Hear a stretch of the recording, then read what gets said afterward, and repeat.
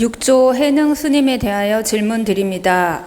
홍인 선사께서 제자들에게 개송을 쓰라고 하셨는데 홍인 선사는 해능 스님께서 쓴 시 중에 깨달음은 본디 나무가 아니며 맑은 거울 또한 받침이 없다네 본래 아무것도 없는 것인데 어디서 티끌과 먼지가 인다고 하는가 라는 시를 읽고 그가 깨쳤음을 단번에 확인했다고 합니다. 육조 해능 스님의 깨달음의 시에는 어떠한 깊은 뜻이 있는지요? 스승님의 지혜의 가르침을 청합니다.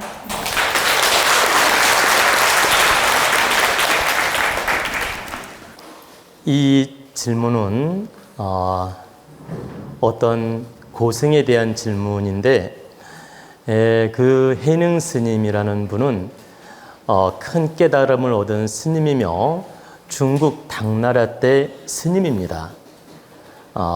그리고 이제 아까 뭐라 했죠? 홍인선사 제자가 바로 해능 스님이라고 할 수 있고 해능선사라고도 할 수 있죠. 그러면 그 홍인선사는 이렇게 그 깨달은 분들이 계속 대를 이어오는 분 중에 오조라고 하는 분이에요. 오조라는 게 다섯 번째 스승이다 이 뜻이에요. 대를 이은 스승. 오조라는 건 다섯 번째 대를 이은 스승을 오조라고 하고 육조라는 건 여섯 번째 대를 이은 스승이다. 그리고 칠조는 뭐예요? 일곱 번째 대를 이은 스승을 칠조라고 하고 그래서 해능선사를 육조라고 하는 겁니다. 여섯 번째 대를 이은 바로 선사다. 스님이다. 깨달은 스님이다. 이렇게 표현을 했던 겁니다. 그 해능선사에 대해서는 저도 과거에 본 적이 있어요. 그런 시를 본 적이 있고 들은 적도 있고 그런데 이제 마침 오늘 이런 질문이 나왔으니까 제가 그것을 간단하게 풀어드리겠습니다. 홍인선사는 큰 스승인데 그 제자들을 문화에 많이 두고 이렇게 불제자들을 많이 두고 공부를 시켰을 거 아닙니까? 공부를 시켰는데 그 중에 뛰어난 수제자가 한 명이 있었어요. 신수라는 뛰어난 수제자가 한 명이 있었는데 신수도 공부를 많이 해서 깨우침을 얻은 사람이에요. 그런데 이제 이 해능 스님은 한마디로 초보 스님이에요. 초보 스님이라서 와서 밥도 짓고 나무도 하고 하면서 수행을 했던 거예요. 한마디로 우리가 스님 되기 전에 뭐라고 합니까? 그걸? 우리 스님 되기 전에 절차 밟는 걸 행좌승이라 그러죠. 행좌 생활을 했던 겁니다. 행좌승 생활을 해능 스님은 했던 거예요. 그럼 한 1년 가까이 그 행좌 생활을 했던 거죠. 그러다가 어느 날 그 홍인선사께서 홍인선사 맞죠? 홍인선사께서 그 제자들한테 너희들이 깨우친 대로 글을 한번 지어봐라 이렇게 하명을 한 겁니다. 하명을 했더니 그 중에 수제자라는 그 신수라는 제자가 시를 지은 거예요. 뭐라고 이제 지었냐면은 제가 기억이 아물아물한데 한번 기억을 더듬어 보겠습니다. 기억이 다 100% 날지는 모르겠지만 한번 더듬어 볼게요. 그 신수라는 그 제자가 어떤 시를 썼느냐면 신시 보리수 심여 명경대라. 그 다음에 시시 동불식 불사 야진에라. 물사 야진에라. 이런 시를 썼어요. 기억이 지금 막 더듬는데 그래도 났어요. 다행히. 예. 근데 이제 이 시가 무슨 시냐면 내 몸은 보리수나무와 같고 내 몸은 보리수나무와 같고 내 마음은 맑은 거울과 같느니라. 명경대, 밝은 거울과 같다. 명경대와 같다. 그러니 내가 시시때때로 열심히 공부하고 정진해서 열심히 정진해서 시시때때로 바르게 공부하고 열심히 쓸고 닦고 깨끗하게 정진해서 나로 하여금 티끌이나 때가 끼지 않도록, 즉 거울에 때가 끼지 않도록 하듯이 내 자신을 때가 끼지 않도록 공부하여 내 자신을 갖춰 나간다. 이런 시를 쓴 겁니다. 그 뜻이. 그렇게 이제 시를 딱 썼어요. 근데 이제 홍인선사가 딱 보니까 그 시가 너무너무 좋은데 대각을 이룬 시는 아니었어요. 그러니까 무슨 말이냐면 큰 깨우침의 시는 아니다. 공부는 많이 했지만 대각의 시가 아니었죠. 근데 그 해능선사가 이제 초보 스님인데 그 선배가 글 쓴 걸 딱 보고 뭐라고 시를 줬냐면 그 시를 딱 보고 그대로 반박시를 지은 거예요. 그 뭐라고 반박시를 지었냐면 보리 본무수 명경 역비대라 본래 무일물 하처 야진에라 이렇게 답시를 썼어요. 참 나 기억력 좋네요.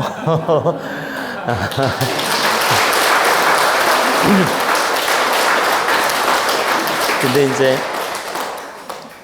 이제 저는 한문 공부를 했는데 그 한자를 기억하는 게 아니라 시의 내용을 기억한 겁니다.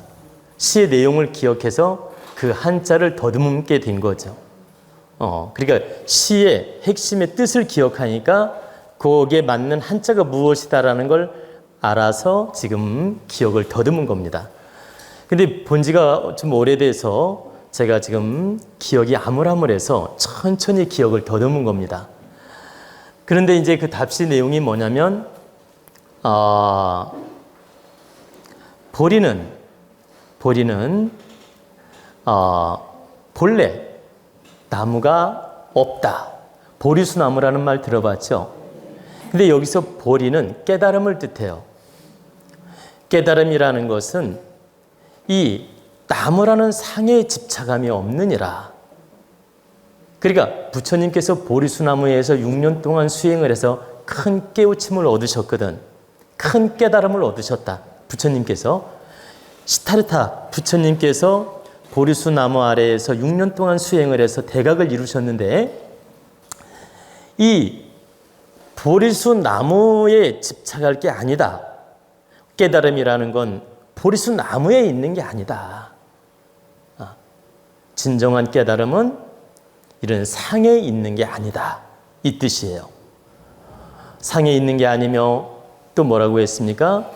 밝은 거울은 역시 내 마음이 밝게 깨우쳐서 거울이 되면 되는 것이지 거울이란 틀, 거울을 받치고 있는 이 틀에 집착할 필요가 없는 것이다. 원래부터 천성, 내 본성은 맑고 깨끗하여 걸림이 없고 티끌이 없는데 내 본래 무일물이란 말은 내 본성은 원래 깨끗하여 아무 사물이 없다 이 말이에요.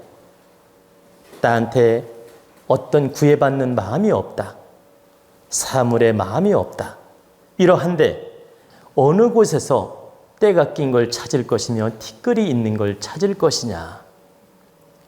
내가 이미 깨우쳐서 맑은 그 깨달음을 얻고 맑은 거울이 되었고 내가 본성을 이미 찾아서 깨끗한 내 자신을 갖추었다면 거기에 때가 끼고 안 끼고를 논할 필요가 없느니라. 내 원래 본성은 깨끗하고 때가 낀 것이 아니니 굳이 털어낼 필요도 없는 것이다. 이런 답시를 쓴 거예요. 그러면 전자의 신은 내가 보리수라는 말은 뭐예요? 내 몸이 보리수, 부처님을 상징한 거예요.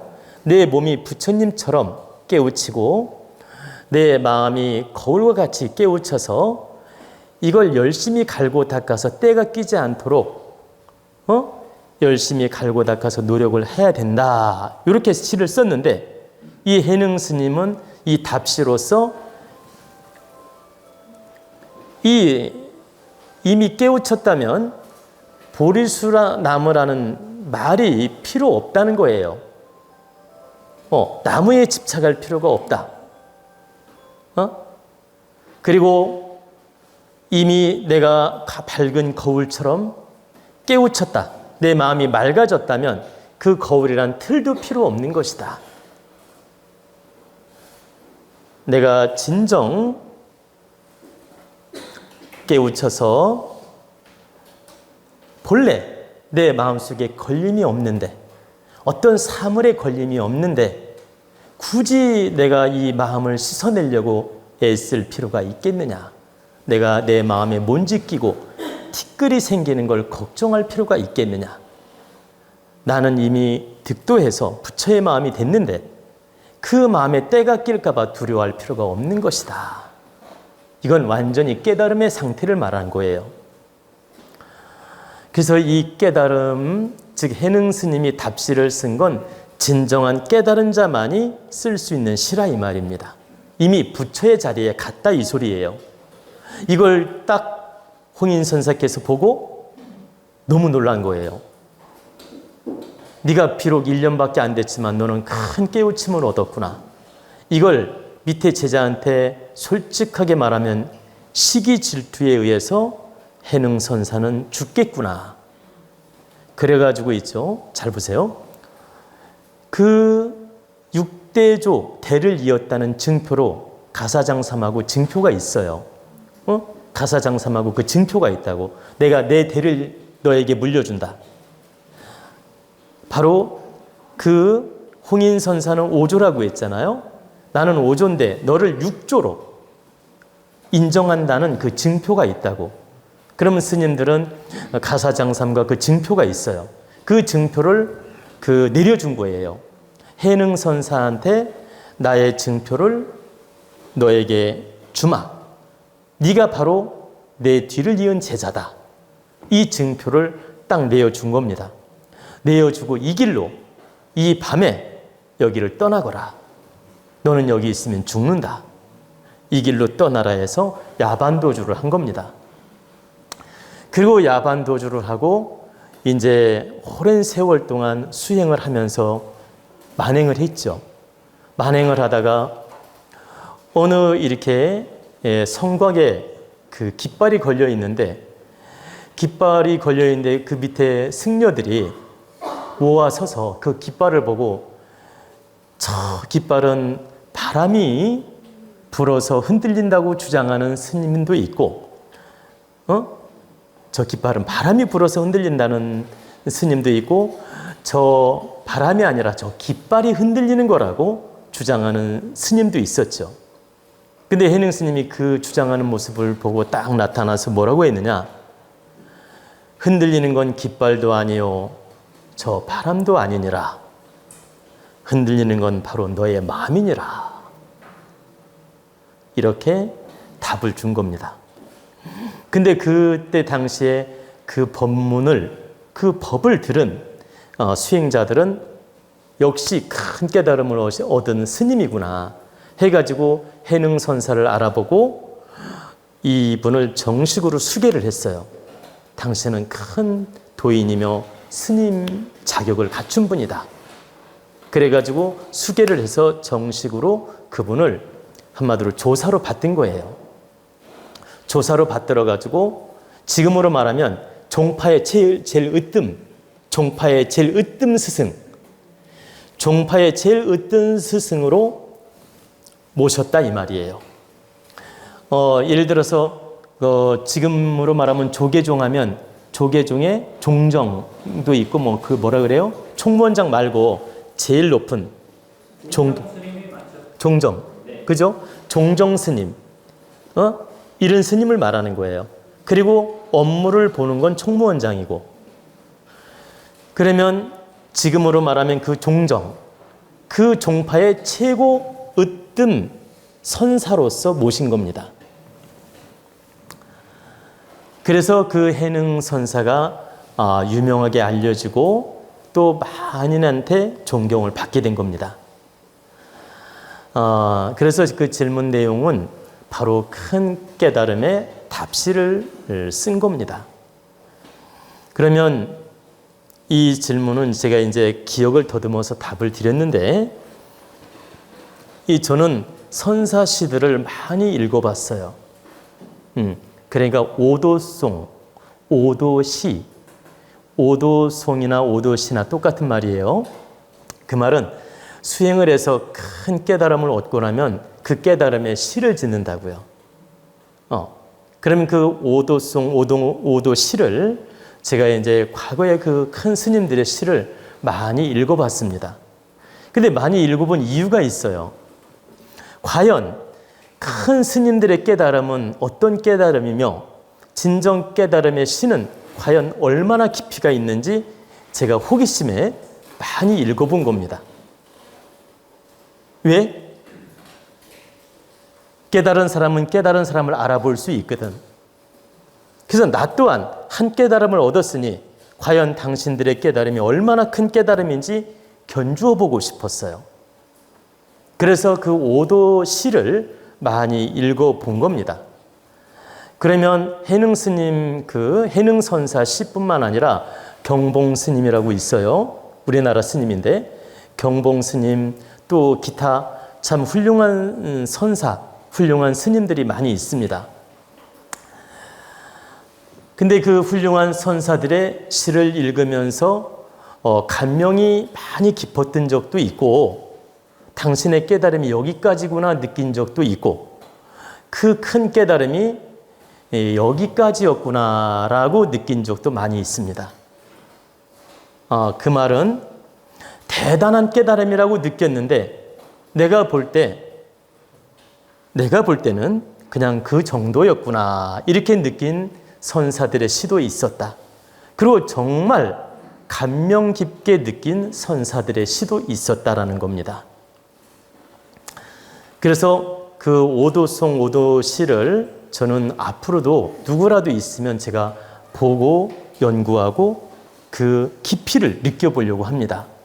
왜냐하면 그 깊이를 느끼면서 공감을 하면서 저 또한 많은 생각을 하게 되고, 저 또한 이 깨달음의 그 선각자들의 느낌, 선각자들의 역량, 선각자들의 진정으로 그 깨달음의 깊이, 이런 걸 내가 함께 공감하면서 느껴보고 싶어서 많이 그 시를 보게 된 겁니다. 근데 이제 많은 시를 기억도 하지만 또 오래되다 보니까 많이 잊어먹었어요. 사실은 제가 그 오도 시를 수십 편을 기억을 했습니다. 수십 편을 기억을 했는데 지금 세월이 흐르다 보니까 많이 잊어먹기도 하고 또 일부는 기억도 나는 시가 있습니다. 근데 이제 결론적으로 말씀드리면 큰 깨우침을 얻은 사람들은 딱 시만 보아도 금방 깊이를 알아요. 글 짓는 시만 보아도 이 깊이가 어느 정도인지 금방 알 수 있다. 그걸 문장으로서 아는 게 아니에요. 그 깨달음으로 표현한 그 기운을 한눈에 느낄 수 있어요. 바로 해능선사의 시는 진정으로 깨달아서 나온 시라고 할 수 있다는 얘기입니다. 그래서 저는 그 시를 보면서 많이 감명이 깊었고 또 공감도 했습니다. 근데 여러분이 하나 착각을 하면 안 되는 게, 큰 깨달음을 열었다고 해서 그분이 구름 타고 다니거나, 잘 보세요, 큰 오도시를 지었다고 해서 밥을 안 먹거나 잠을 안 자는 게 아닙니다. 큰 깨달음을 얻은 선사라 하더라도 여러분하고 똑같이 잠자고 밥 먹고 볼일 보고 다 똑같이 생활을 해요. 그리고 평상시 제자들을 거느리고 수행하는 모습도 별 차이 없어요. 거의 90%가 똑같다고 보시면 돼요. 그러나 내면의 한 끗 차이는 다르다. 근데 그 한 끗 차이가 대각이냐 중각이냐 소각이냐 다 달라요. 그러니까 그 문장을 보고도 이 문장은 대각이다, 중각이다, 소각이다 금방 알 수 있다.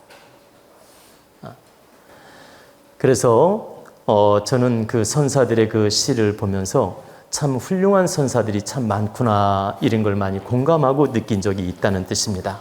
그래서 오늘 그 선사 시를 질문했는데 제가 그 선사의 깨달음을 지금 잠깐 풀어드렸어요.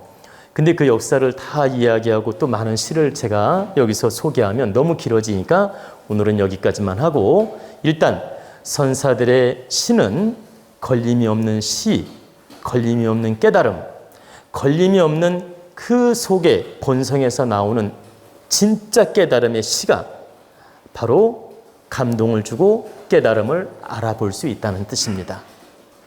근데 일반인들은 그 깊이를 절대 알지 못해요. 문장가라도 거의 모릅니다. 왜? 문장으로만 풀기 때문에. 그런데 진짜 도를 깨우친 사람은 이 시의 깊이를 한눈에 알아본다는 뜻이에요. 그래서 일반 선비들이 이 오도송 시를 풀면은 그냥 시일 뿐이지 깊이를 몰라요. 아, 문장이 좋구나 이 정도는 알지만 그 내용의 깊이는 알지 못한다. 그 내용의 깊이를 풀어내지도 못한다는 뜻입니다. 그래서 일반 선비들의 글재주로 푸는 시하고 정말 깨달음으로 푸는 시는 엄연히 차이가 있다.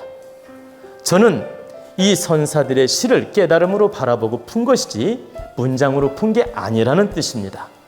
여러분이 이런 걸 알고 참고하라는 뜻입니다.